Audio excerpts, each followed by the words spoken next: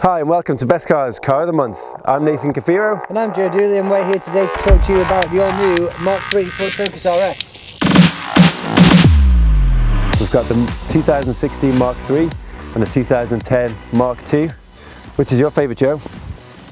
You know, mine definitely has to go with the Mk2. I think purely for the looks, really. Yeah, it does look wicked, doesn't it? It looks more like a rally car. Yeah, it's just got the whole rally car bespoon into it. You know, the Mk3 is a great car. It's definitely a good car, and it's definitely improved from the Mk2.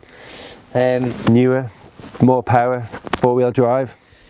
Yeah, it's got fantastic the sound to it. Haldex four-wheel drive system in it, as opposed to the two-wheel drive on the Mk2. 350 brake as opposed to 300. Torque figures are the same on that at 350. Funnily enough though, this it does 0 to 60 seconds in 1.3 seconds faster on the Mk3 in the Mk3 than it does on the Mk2. So that's 1.3 seconds faster than the Mk2. Yeah, 5.9 and 4.6. Because this has launch control, doesn't it? Yeah, I think that has to definitely be one of the reasons why it gets FSA. That's a big part of it. It doesn't feel that much more powerful. Most people you speak to that have driven this car would say it feels a little bit flat. Yeah. Whereas this is like super powerful. Yeah, it's got that punch in the acceleration, whereas this, it's got that, I suppose that's where the torque comes into it. It's got that pull all the way through it. That's it. Both turbo engines? Both turboed, yeah, but this is a 2.3 EcoBoost 4-cylinder as opposed to the 2.5 5-cylinder.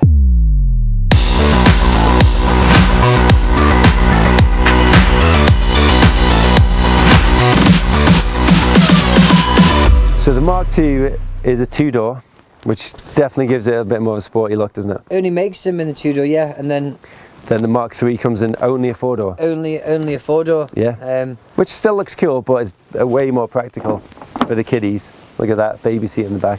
Yeah, baby seat. Get the baby pinned to the back seat. Yeah. Of the 5-door Mk3 Ford Focus RS. So I like the fact that they've kept their twin exhaust system. Yeah. It's very similar at the back end of the car. Yeah, the back end looks similar, doesn't it? Rear diffusers, twin exhaust either side. Except this one does have the Ford approved mount tune exhaust system, which does make a little bit louder, car, isn't it? Oh, it sounds fantastic. Yeah, absolutely. Little pop through the gear changes. Yeah. That's Michael.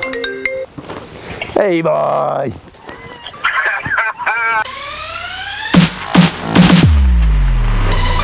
So these are both for sale at Best Cars at the minute, Joe, aren't they? Yeah, they are. This one is 6,000 miles at 29,995. This is 35,000 miles at 22,995. Yeah. What's the difference there? 7k? £7,000. So the question is this really worth £7,000 more than this one? Is the Mk3 worth £7 grand more than the Mk2? I think we better find that out, mate. Let's go and find out. So we're just setting off on the start of the Classic. It's the old Classic Druidale stage. We are now in the Mk2. We're on stage, mate. Fully on stage. So is this a stock car? This is stock. Yeah, this car is fully stock. Yeah, no modifications to it whatsoever. 300 brake, as we said earlier. A lot of people do modify them, and they're capable of being modified plenty more. Quite a lot, but you know, standard's good, isn't it? Yeah, mate, yeah. Good resale value. It's a stiff old ride, isn't it?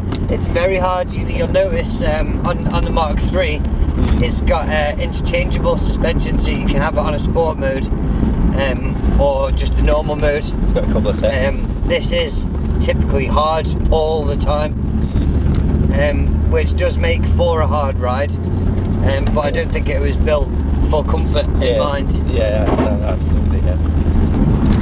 So would this be about as close to a rally car as you could buy from the showroom? I think so, yeah. I think that's what gave them a great market. Yeah. There's no car that you can really go and buy now, like Fiesta, for example. Yeah. What do you rally out straight from the showroom? Yeah, it doesn't resemble the Focus the Fiesta WRC car, does it? By any means. Not at all, no. Whereas this has got a nice wide arch body. It's definitely got the power to it. Looks the part. Definitely looks the part. You know, it's probably one of my favourite things about the car. It resembles a rally car. Yeah. So what are your thoughts on how this gets the power down? Because it's quite difficult to get the traction with the four-wheel drive, isn't it? The two-wheel drive, so. Yeah, it's definitely the negative about the car, which I didn't realise so much so until we had the Mk3. Yeah. I thought that, you know, wasn't so obvious. Yeah, but you can, you know, it is a hard ride. Again, that's got nothing to do with the power. It doesn't put that power down, especially in damp conditions. Yeah. The front wheels just tend to spin. Yeah, so on a day like today where it's wet and a little bit icy, you just got no chance of getting that much power down. No, I mean, 300 brake in a front wheel drive car anyway is asking a bit much of it. Yeah, I'd say so. Hey doggies. Hey dogs, alright, are you? Don't want to hit them. Don't want to hit the dogs. Oh, Christ. By hell, he's going to bite the dog. They're a death sentence, are you? Right, are you? Come on, saddle. Get out of the way, boy. Mate, if you want to carry me down, we're at the start of the classic rally stage at top of Druidale. Okay, so we've got 5, 4, 3, 2, 1, let's go. Wow, you can feel that pull there and the traction control working straight away. That just literally lit all 4 wheels up. This, with the launch assist on this, on a wet track, it actually needs a little bit to slow it down because you've got to really feather the throttle in, otherwise the wheels just spin up and stay spun up. Yeah. And you're not going anywhere. So yeah, so we're here now in the Ford Focus Mk3 RS. So this is the Mk3. This is the 2.3 EcoBoost engine. Now the fantastic thing about this car for me is the fact that it's got 2 settings for the suspension. So when you're out for a Sunday drive, you're just going to have it in the normal mode. And to be fair, mate, it takes all the bumps out of this road, doesn't it? So is this a comfort mode? This is in comfort mode right now. You know, and it's not uncomfortable, is it? No, mate, not at all. You know, it's not like not taking your fillings out, so to speak. Not at all. But then at the end of the stick here, there's the sport suspension button. Okay. Hold that in for a second. I can see just on the dash there that it's changed. It's got a picture of like a strut and an S beside it. And they feel the difference in that. Straight away, you can feel the difference, can't you? Absolutely rock solid, isn't it? And I guess that improves the handling, does it, to stop the chassis roll? I would say so, mate. Yeah, there's no roll in this car side to side at all. It looks so planted on the road when you go past, doesn't it? You can feel that. That's hard though. I mean, I think you'd struggle to live with that day to day, wouldn't you, on Douglas Promenade? Yeah, you could not drive to work in that mode. Absolutely not. I mean, this is the mode you'd have it on if you were actually trying to give it some. And do you think this is gonna will they make this into a rally car?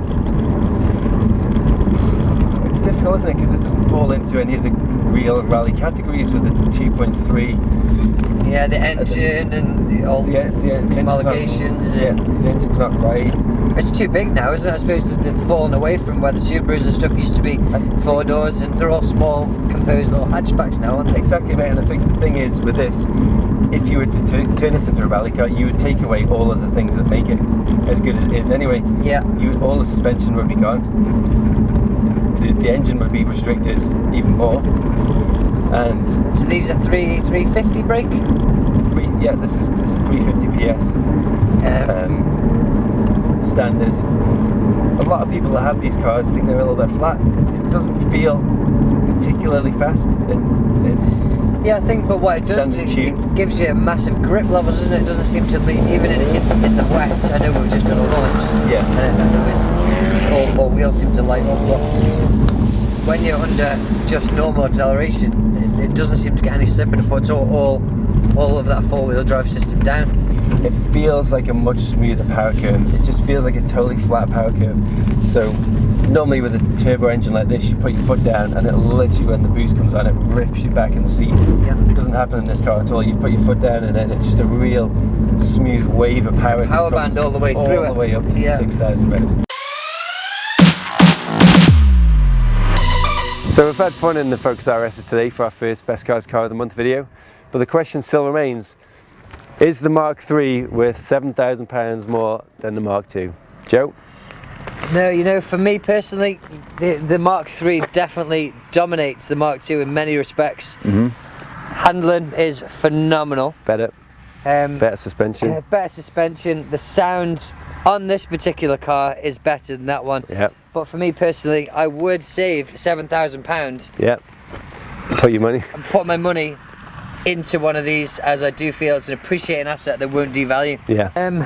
Interior wise, you know, this particular car has got more technology with them all, really. Interior wise, probably points go to the 3 as well. Yeah. But for the 7K, £7,000 I'd keep in my pocket. I'd invest in a Mk2. Yeah.